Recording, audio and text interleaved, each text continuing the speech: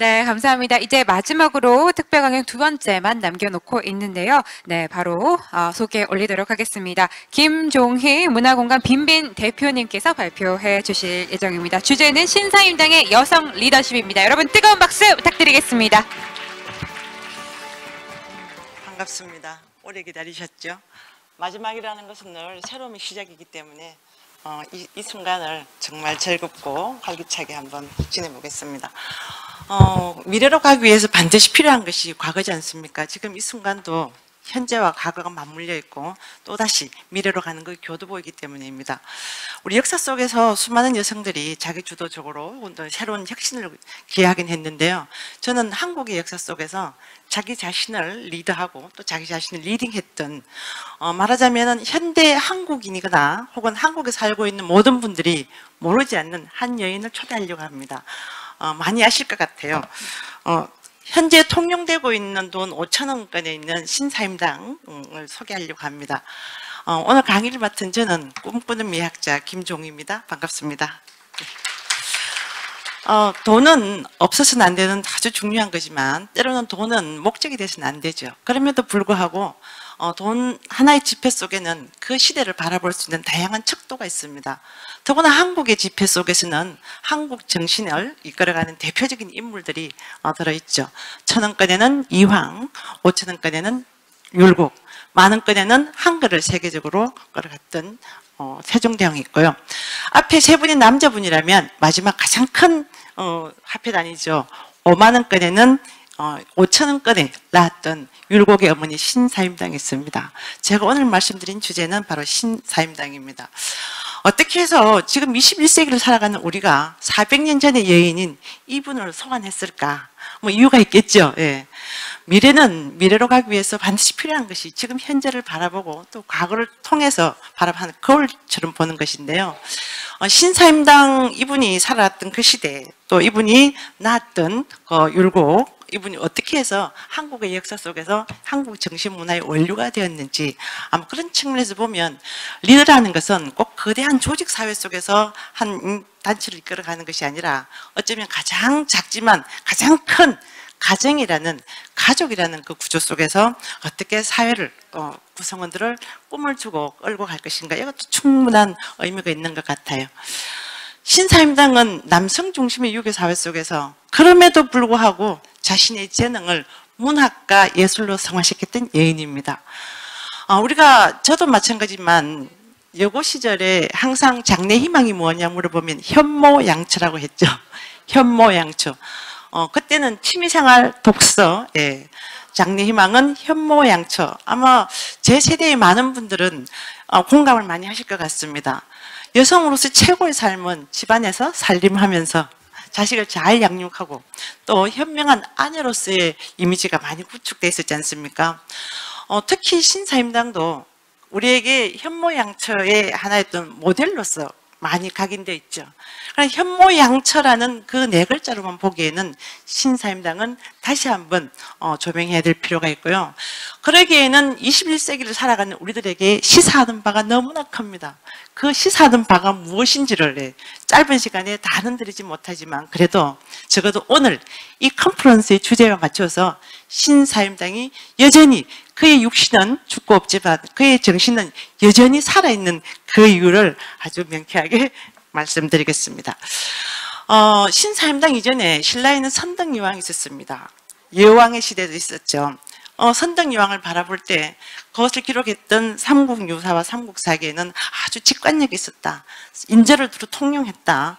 그리고 무엇보다 자연적 현상을 인문학적으로 해석해서 주위의 어떤 나라들이 어떠한 조롱을 한다 하더라도 그것을 자기화하고 내치를 만들어가는데 훌륭한 리더해줬던 분들이 역사 속에 분명히 있었습니다.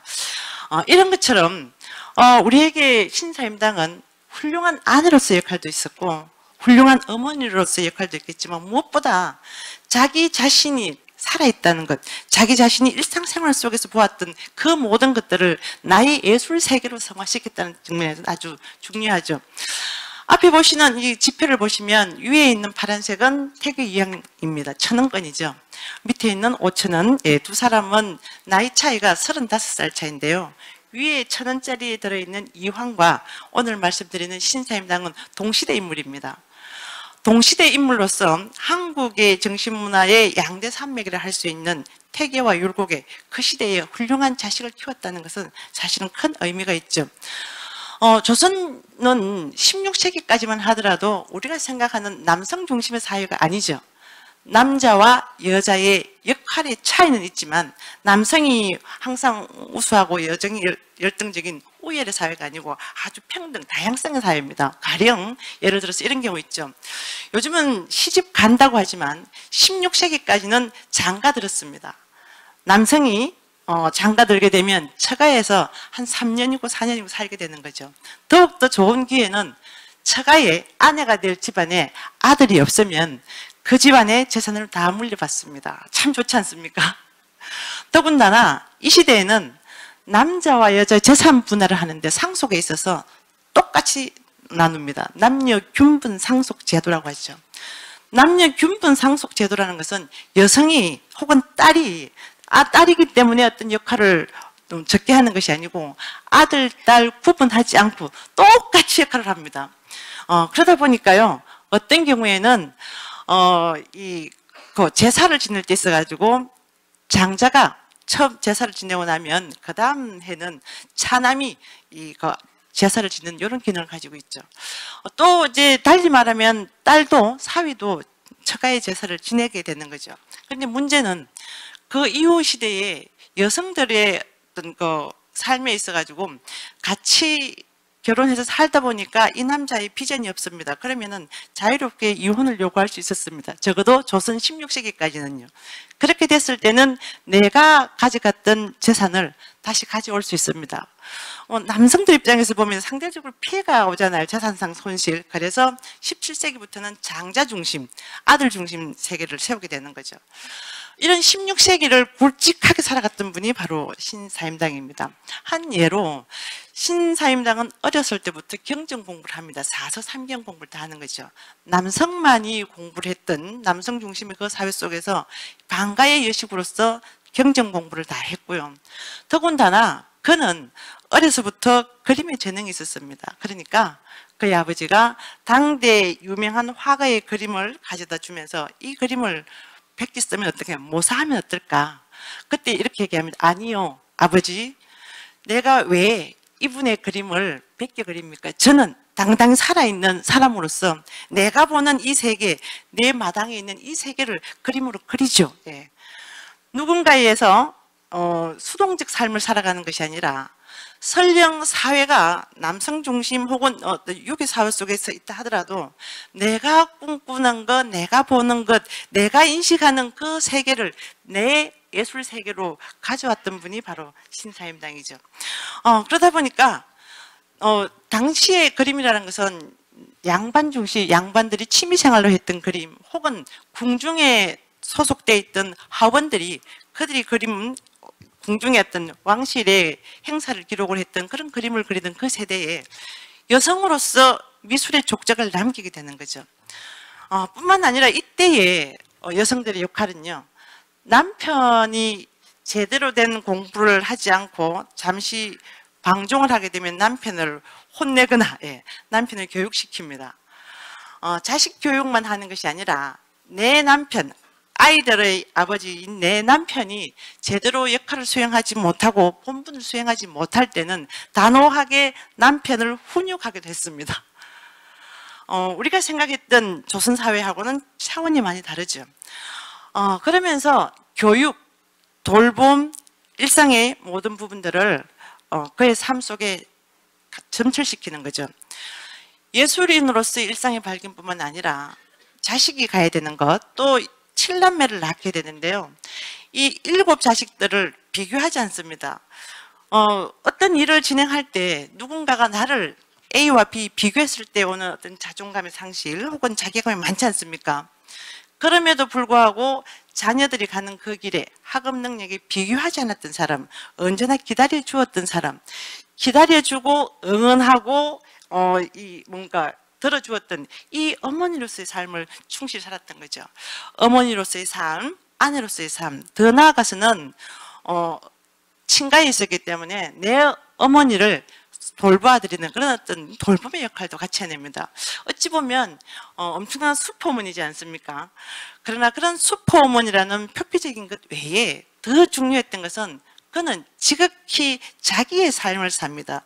내가 살아가는 것, 우리가 항상 이렇게 얘기하죠. 내 삶을 먼저 읽어야 세계를 볼 수 있게 되는데, 내가 나를 읽지 않으면 결국은 주체적 삶은 없지 않습니까? 사회적 기준에서 살아가는 것이 아니라 내가 내 삶의 기준으로 살아가는 거죠. 그런 측면에서 신사임당은 자기 삶의 기준점을 명확하게 세워놓습니다. 그런 측면에서 신사임당은 내 영역 안에서 내 일상생활 속에서 보이는 모든 것들의 우주적 의미를 불어넣습니다.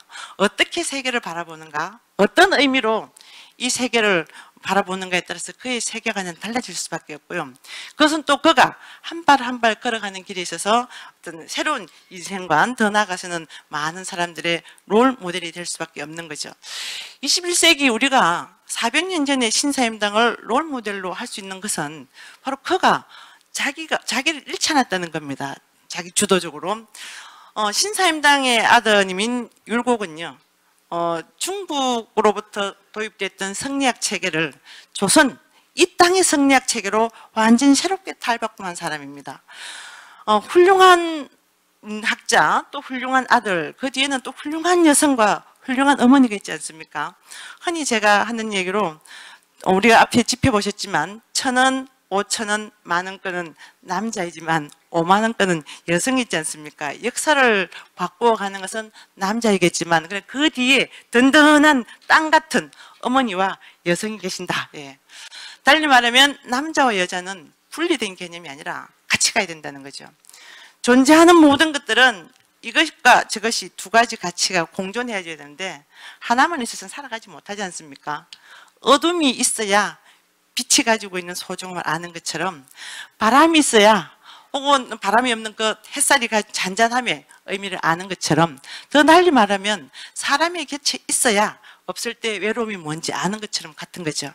눈물을 알아야 웃음의 의미를 아는 것과 같지 않겠습니까? 그래서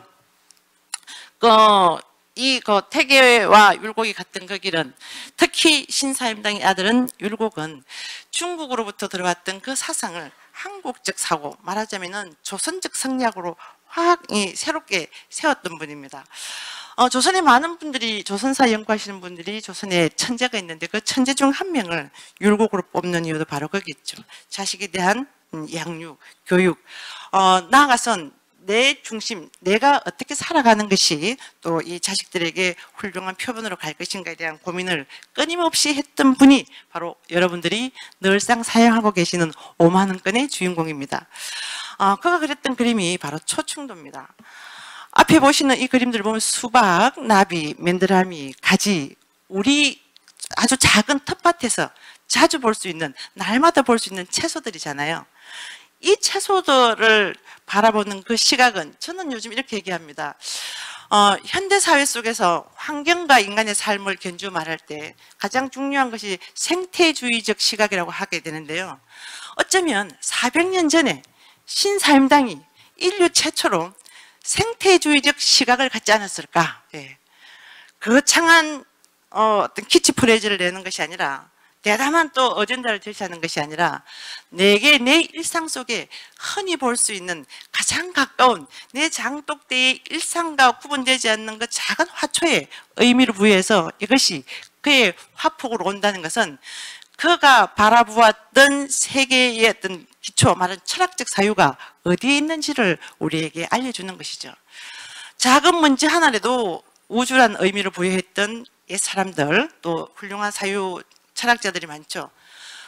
그런 철학자들 사이에서 내 울 안에 장독대 옆에 있는 작은 화초가 내 화폭으로 들어와서 그것이 주인공이 된다는 것은 오늘날 우리가 얘기하는 일상의 발견, 혹은 생태주의적 시각, 환경에 대한 새로운 관심, 이것을 익히 그는 400년 전에 실천하고 있지 않았을까. 예, 저는 성급하게 늘 이렇게 판단을 합니다. 우리가 선덕여왕을 제가 얼핏 말씀드렸었는데요. 그가 여성으로서 왕이 되었지만, 당시에 중국의 당나라죠. 당나라 태종이 그림을 보내죠. 모란도를 보냈는데 그 모란에 벌과 나비가 없습니다. 벌과 나비가 없는 모란 그림, 그러면 이 모란이 가지고 있는 상징적 의미가 후기, 영화, 권력인데 임금으로서 왕으로서 모란이 된다는 것은 태평성대잖아요. 백성들을 잘 윤택하게 해줄 수 있는. 그런데 왕을 상징하는 그 그림 속에 백성을 상징하는 벌과 나비가 없다는 그림을 받게 되는 거죠. 그 순간 그가 달리 생각합니다. 단순하게 그림이 가지고 있는 도상적 이미지만 생각하는 것이 아니라 왜 그가 나에게 왕인 나에게 백성이 따르지 않는 그림을 보내주었을까? 거기에서 사고의 전환을 하게 되는 거죠. 여성이지만 이 여성, 내 리더인 내가 어떻게 리더십을 발휘했을 때 이 나라가 굳건하게 설 수 있는가를 고민했던 것. 항상 문제의식, 왜 이런 그림을 보냈을까? 왜 신비한 자연 현상이 났을까? 일상생활 속에서 문제의식을 많이 던집니다. why를 던지는 거죠. 모든 철학의 시작, 모든 문제의식의 시작, 왜 그럴까? 예. 경상도 말로는 만닥고라고 합니다. 만닥고, 예. 만닥고 이렇게 하죠. 그 왜라는 문제의식을 늘 던져주었던 옛 사람들처럼 역시 신사임당도 왜라는 문제를 던졌죠. 왜 나는 다른 사람이 그렸던 그 그림을 따라 그려야 하나요? 왜 나는, 왜 우리는 여성이기 때문에 배우지 않아야 하나요? 그런 일상의 통념, 관념에 대해서 끊임없이 문제 제기를 합니다. 문제의식을 던지는 거죠. 문제를 던졌을 때, 질문을 했을 때 그 질문에 대한 내가 살아온 삶을 읽어볼 것이고 그 질문에 대한 사회적 통념, 사회적 보편적 현상에 대해서 다시 읽어보는 거죠. 던지고 읽고 그러면서 스스로 문제 해결을 해 나가는 그 과정이 결국은 그가 한국의 미술사에서도 또 한국의 문예사에서도 아주 보기 드물게 여성이지만 그럼에도 불구하고 한 정점을 추구하는 그 역할을 하게 되는 거죠. 그래서 신사임당이 그렸던 이 그림은 그냥 내 뜰 안에 있는 작은 정물화가 아니라 작은 채소에도 우주적 사고를 불어 넣어주었던 생명성을 불어 넣어줬다는 측면에서 보면 선진적인 진보적인 여성이라고 할 수밖에 없죠. 그가 이런 그림을 그립니다. 밑에도 그림을 5번 보셨지만 그가 이제 어머니를 떠나서 잠시 서울로 가야 되는데요. 그가 어머니를 두고 가면서 나왔던 그 느낌을 실었습니다. 흰머리 어머니는 강릉에 계시는데 이 몸 홀로 서울로 가는 그 안타까움, 머리 돌려서 강릉을 이렇게 해보니까 흰구름 날리는데 저녁 3만 푸르더라. 예. 부모님을 늘 모시고 있다가 이제 임지에 가는 남편을 따라서 서울로 가는 그 과정에서 홀로 된 늘 케어해줬던 그 어머니에 대한 그리움을 시로 표현하게 되는 거죠. 어떤 삶을 살아갈 것인가, 또 어떻게 세계를 인식할 것인가, 내가 어떠한 위치에 있든 그 위치가 가지고 있는 현재성에 매몰되지 않고 그럼에도 불구하고 자기 자신에게 끊임없이 질문을 던졌던 여성, 그럼에도 불구하고 사회를 향해서 끊임없이 질문을 던졌던 여성, 그럼에도 불구하고 일상생활 속에서 공부를 통해서 지속적 성장을 멈추지 않았던 그 여성이 바로 신사임당입니다. 흔히들 오늘날 우리가 자기 주도적 학습이 중요하다, 자기 주체적 사고를 해라 이런 말을 많이 합니다만 그 모든 관념을 일상생활 속에서 실천했던 여성, 그 여성이 바로 오늘날 우리가 지갑에 넣고 사용하고 있는 신사임당이죠. 어떻게 살 것인가에 대한 답은 너무나 난무하기 때문에 무엇이다 명확하게 설명할 수 없지만 적어도 일상생활 속에서 통용되는 그 화폐 속에 등장한 한 여인이 400년 전에 그의 육신은 끝났지만 멸했지만 그럼에도 불구하고 오늘 여전히 우리의 입에 오르내려진다는 것은 회자된다는 것은 그가 살아온 자기 자신의 리더. 우리는 흔히 리더십 하면은 타인과의 관계 속의 리더십을 중시하는데요. 무엇보다 자기 자신을 리더하고 자기 자신의 어떤 가족의 리더십을 통해 가지고 많은 사람들의 표본이 되고 잘 산다는 것, 어떻게 살 것인가에 대한 끊임없는 물음을 우리에게 던져주는 사람이 신사임당이 아닐까 생각합니다. 메리 크리스마스입니다. 마치겠습니다. 네, 감사합니다. 그 만다꼬에 대해서 얘기를 하실 때 그 문제 제기를 해야 된다고 말씀해 주셨잖아요. 그러다 이제 듣다 보니까 저는 주 박사님께서 그 문제 제기를 굉장히 많이 하셨는데 그게 생각이 나서 좀 웃음이 나더라고요. 네, 네, 다시 한번 우리 연사님께 큰 박수 부탁드리겠습니다. 네, 오늘 이야기를 쭉 듣다 보니 정말 일맥상통하는 이야기들이 있는 것 같아요. 정말 문제 제기를 하고 또 사무총장님께서 말씀하셨다시피 우리가 거친 바다로 나아가야 한다라고 말씀해 주셨는데 정말 많은 분들 발표를 들으면서 정말 공감하는 바가 정말 많았습니다. 네, 다시 한번 발표해 주신 모든 연사분들께 그리고 자장님 그리고 패널분들께 뜨거운 박수 부탁드리겠습니다. 네, 감사합니다. 저희 강연은 이것으로 모두 마치고요. 저희 6시 30분부터 공식 만찬이 시작이 됩니다. 저희 레드와 그린의 드레스 코드가 있는데요. 매우 기대가 됩니다. 그리고 또 저희 만찬 시에 공연이 준비가 되어 있습니다. 주혜란 박사님께서 그리고 또 DJ 공연도 준비가 되어 있으니까요. 여러분 많이 기대해 주시고요. 또 내일 잠시 안내해 드리겠습니다. 저희 해양 여성 브랜치 멘토링이 준비되어 있습니다. 네, 해양 여성으로 살아가는 너와 나의 이야기라는 주제로 진행이 되니까요. 많은 참여 부탁드리겠습니다. 저희 기성세대와 청년세대 간의 소통을 위해서 준비된 자리이고요. 또한 재미있는 것은 청년이 기성세대를 향해 조언을 건네는 리버스 멘토링도 진행이 됩니다. 네, 많은 관심 부탁드리겠습니다. 그럼 잠시 후 6시 30분에 뵙겠습니다. 감사합니다.